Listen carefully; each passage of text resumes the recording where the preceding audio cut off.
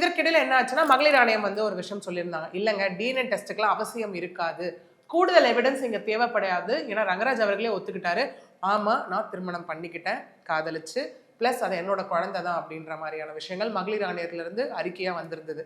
அதுக்கப்புறம் ஜாய் அவர்களும் வந்து திரும்ப அதான் சொல்லியிருந்தாங்க, உள்ள கூட நான் கேட்ட 4 வாட்டி டிஎன்ஏ டெஸ்ட் இன்சிஸ்ட் பண்ணலாமா, எடுக்கலாமா நான் இன்சிஸ்ட் பண்ணேன். ஆனா அவர் தான் அந்த இடத்துல வேண்டான்னு சொல்லிட்டாரு.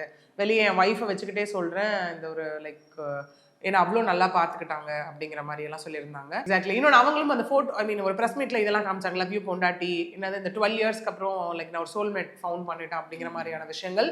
அவங்க இன்னொரு விஷயம் அப்புறம் அவங்க லைவ்ல வந்தாங்க இன்ஸ்டா பேஜ்ல வரும்போது அவங்களும் சொல்லியிருந்தாங்க, இந்த மாதிரி எங்கிட்ட 1000 ஃபோட்டோஸ் இருக்கு அப்படின்னு. ஏன்னா ஒருத்தவங்க வந்து என்னதான் பிடிக்காம ஒரு விஷயத்துல இருந்தாலும் அவ்வளோ கேஷுவலா ஃபோட்டோஸ்ல இருக்க முடியாது, அவ்வளோ கேஷுவலாக வீடியோஸில் இருக்க முடியாது. ஓகே, ஏன்னா இங்கே ஜாய் அவர்களை நோக்கியும் சில கேள்விகள் இருந்தது, நீ ஏமா போகிற இடம்லாம் ஃபோட்டோஸ் எடுக்கிற, போகிற இடம்லாம் ஏமா வீடியோ எடுக்கிற, எவிடன்ஸாக அப்போவே மேக் பண்ண ஆரம்பிச்சிட்டியான்னு.